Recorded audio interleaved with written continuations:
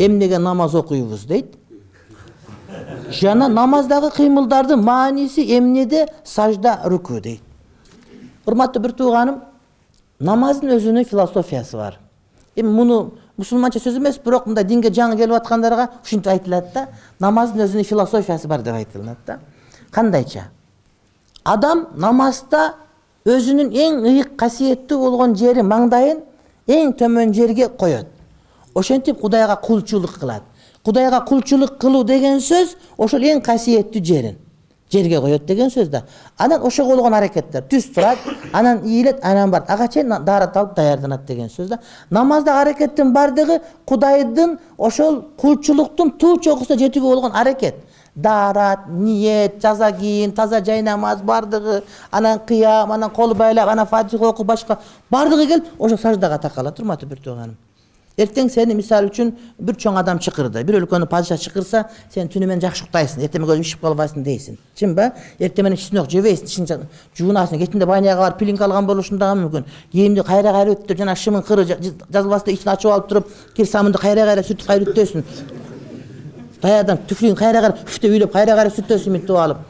Неге? Бардык максаттын бардыгы келип туруп, падышанын астына барганда маданияттуу барып, ошол иштеп бүтүргөнгө аракет да. Ошол сыяктуу намаздагы маселе, урматтуу бир тууганым, Кудайга болгон кулчулук, ошол сажда намаздын максаты. Ошого бара турган жол. Сажда бул Кудайга кулчулук кылуунун формасынын эң бир жогорку формасы деген сөз. Биз кембагалдарга жардам беребиз, Кудайга кулчулук кылып атабыз. Биз мешит Кудайга кулчулук кылып атабыз. Ибадат ичинде сажда ошол кулчулук кылуунун ичинен эң бир кулчулукту даана баяндап берген нерсе. Бул биздин түшүндүргүбүз келип айтып аткан нерсебиз колдон келгени. Чындыгында мусулмандарга жөн айтат, муну Кудай ушинтип буйруган деп айтабыз. Кудай ушинтип буйруган бизге. Ушинтип намаз оку деген, ушинтип намаз окуп атабыз биз деп айтабыз. Сабакка келе берсең, булар кетип кала берет. Булар дагы бир убакта менин суроолорум болчу, өзүм суроо ушинтип бериз деп жүргөм. Боло берет. 4 рекеттик парз намазда биринчи рекетте Нас сүрөсүн окуп, андан кийин экинчи рекетте Аср сүрөсүн окуса боло берет, бирок бир аз адепсиздик. Анткени Кур'ан-ы Каримде аяттарды, сүрөлөрдүн тартиби менен окуган адептүүлүк болот да. Нас сүрөсү Кур'анда эң акыркы сүрө болот да. Андан кийин кайра башынан Бакара башташ керек. Ошон үчүн же Бакаранын алгачкы аятын окуш, 5 аятын окуш керекпи дейт. Ансеңиз деле болот, урматтуу бир тууганым. Бирок сиз Нас сүрөсүн окуп койсоңуз, экинчиге деле Насты окуп койсоңуз, андан деле зыян тийбейт. Же Аср сүрөсү ал деле жарай берет. Болгону адептүүлүк бабынан. Кур'андын тартиптерин сакташ келгенде адептүүлүк аксакалдатабыз го. Аксакал биринчи анан мындай өчтү. Ал адеп тартипте урматтуу, ошол сыяктуу сүрөлөрдүн дагы адептүүлүк тартиптери бар. Ва нақди хаваижана бис-салати. Андан кийинки максат, урматтуу бир тууганым, бул өзүбүздүн муктаждыктарыбызды намаз менен бүтүрөбүз. Пайгамбарыбыз алейхиссаламга кайсы бир иш болгондо пайгамбарыбыз дуага, андан мурда урматтуу бир тууганым намазга шашылат эле. Пайгамбар чарчаганда бизди намаз менен эс алдыр дейт болчу. Ошондой эле пайгамбарда бир муктаждык болгондо, кыйын иш болгондо, мүшкүл түшкөндө намазга шашат эле. Вассалату имадуддин. Намаз диндин тиреги. Мына бизде эки тирек бар, эки түркүк бар. Намаз диндин түркүгү. Кимде ким намазын тургузган болсо, дини бар болгон болот. Кимде ким намаз жок болгон болсо, мен мусулман деп кыйгырга жөн эле киргир, урматтуу бир тууганым, жөн эле чалды бар сөз болот деген сөз. Намаз диндин тиреги. Ва ми'ражул му'мини ила роббихи. Ошондой эле намаз бул момун адамдын ми'ражы. Пайгамбарыбыз Мухаммад Хабиб Мустафа саллаллаху алейхи ва саллам асманга ми'ражга көтөрүлгөн учурда 50 рекет намаз бизге парыз болгон. 50 мал намаз, 50 рекет, 50 мал намаз. Анан утур пайгамбарлар айтып утур кайра түшүп, кайра чыгып, кайра түшүп, кайра чыгып отуруп, ошол 50 малдык намаз 5 мал намазга түшкөн. Ошол миражда парыз болгон намаз. Калган намаздардын бардыгы пайгамбарыбыз жерде жүргөндө парыз болгон болсо, намаз ошол мираждан парыз болгон, урматтуу бир тууган, асманга көтөрүлгөндөн. Демек, адамдар намаз аркылуу асманга көтөрүлө алат. Намаз аркылуу Кудай менен түздөн түз сүйлөшүп, бул аалам таштап башка бир руханият ааламына, бийиктикке, улуулукка чыга алат да. Намаз ми'ражул му'мин, момундун ми'ражы Роббуга көтөрүлө турган. Мен акамаха акамад-дин ва мен хадамаха хадамад-дин. Кимде ким намазын тургузса, динин тургузду. Мен мусулманмын, менде ислам бар, мен исламым тирүү деп айтса болот, урматтуу бир тууганым. Misal üчүн бирөөнүн аты бар, экөөнүкү бар. А бирөө жем берет, чөп берет, суу берет, улакка барса барып көкбөрү таштап алып атым бар деп мактанат да. А бирөөнүкү ачка өлүп калган, биякта өлүп калса, өлүшүн көрсөтпөйт, аны эптеп алдап колбаса көткөрүп же башка бир нерсе кылат, жит жеп кетет. Мисал үчүн ал аты бар болгон аныкы өлүп калган деген сөз да. Тирүү ат керек. Ошол сыяктуу тирүү намаз керек. Кимде ким динин намазын тургузса, динин тургузган болот. Кимде ким намазын жок кылса, динин жок кылган болот.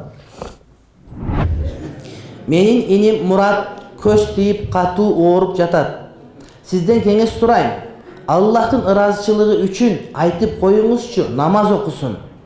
Таежем Жамилияда ооруп жатат, дуа кылып коюңузчу. Аллах ыраазы болсун сиздер Динара дейт. Урматтуу Мурат, намаз окуңуз. Намаз окуңуз. Пайгамбар алейхиссалам айтат, биз менен бизден башкалардын ортосунда айырмачылык намаз дейт. Пайгамбар алейхиссалам айтат, кимде ким намазын тургузса, динин тургузган болот. Намазын тургузбаса, динин тургузбайт дейт. Пайгамбар алейхиссалам айтат, кыяматка барганда биринчи намаз суралат, намаздан өссөң калганы суралат. Болбосо калганы сурап отурбайт. Намаз мына ушундай. Намаз Кур'аны Каримде намазды оку деген буйрук келбейт. Кур'анда же сүннөттө намаз оку деген буйрук жок, урматтуу бир туугандар. Намазды тургуз деген буйрук бар да. Ошон үчүн намаз тургузуш керек. Намаз тургузганы кандай? Намаз тургузган ушундай. Намаз окуган адам сөгүнөт го.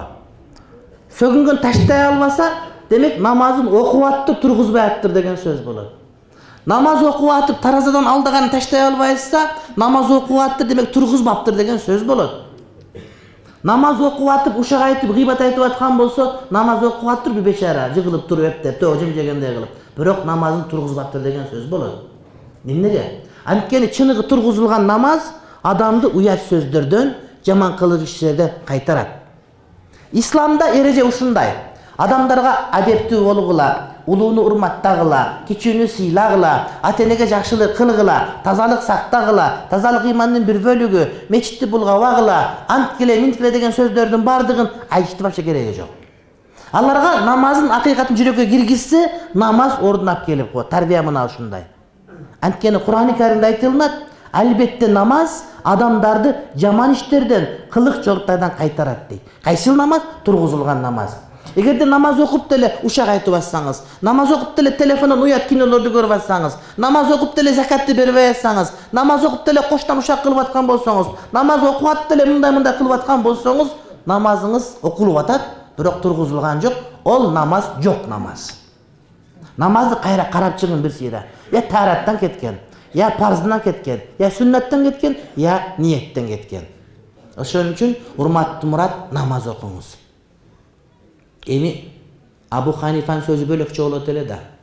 Абу Ханифа намаз оку десе да окуп калчу. Анткени ал намаз Абу Ханифаныкы тургузулган намаз эле. Эми биз канча намаз оку деп айткан менен өзүбүздүн намазыбызды өзү жакшы билбейбиз. Эми Кудайым билет. Эми Мурат суранып чука намаз окуп мени уят кылба. Абу Ханифага бирөө келиптир. Устаз, доктор балама асал жебе деп айтты. Балам асал жеп атат. Бирок сиздин сөздүн бардыгын угат. Ушуга бир ооз айтып коюң, асал жебесин деди. 40 күн жебеш керек экен деди. Абу Ханифа айтты, балаңы 40 күндөн алып кел деди. Баласы 40 күндөн алып келгенде, балам асал жебе дедиле. Бала дароо угуп асал жебей, анан жакшы болуп кетти. Анан 40 күндөн кайра жебе. Эми кайсы бир иш болгон экен да. Анан атасы капа болду, дамла. Сәл кайсарлык адатыңар бар молдолордун. Эми 40 күн мурда айтсаңыз бүгүн бүтүп калат эле да. 40 күндөн кел дедиңиз, асал жебе дедиңиз, асал жебе эми балам жакшы болду, бирок ошондо кайсарлык кылып айтып койсоңуз болот эле да деди. Үка деди. Мен ук деди. Абу Ханифа айтты да. Мен асалды кыйын жакшы көрөм, асал шипа. Асалды шипа, бирок шипаны дагы көп жей берсең зыян болуп кетет да. Шипа деди. Ошон үчүн мен өзүм кылган ишти балага аткарып кылба десем, анын жүрөгүнө жетпейт эле. Ошон үчүн өзүм сен айткандан кийин 40 күн асалды жеген жокмун, анан жебей туруп балам жебе дегенде жүрөгүнө лыг эле кирип барды деди да. Ошон үчүн эми мен Мурат намаз оку деп айтып атам, эми мен намазын тургузушка аракет кылабыз. Бирок эми эртең Мурат намаз окубай койсо анда демек мен намазым турбай аткан деген сөз чыгат, уят да. айтат да чубагаж окуу деп айтты деле Мурат дагы деле даңгаса жүрөт десе, анан мен уят болуп ошон үчүн Мурат ука жалгандан болсо да окуп кой намазды ука.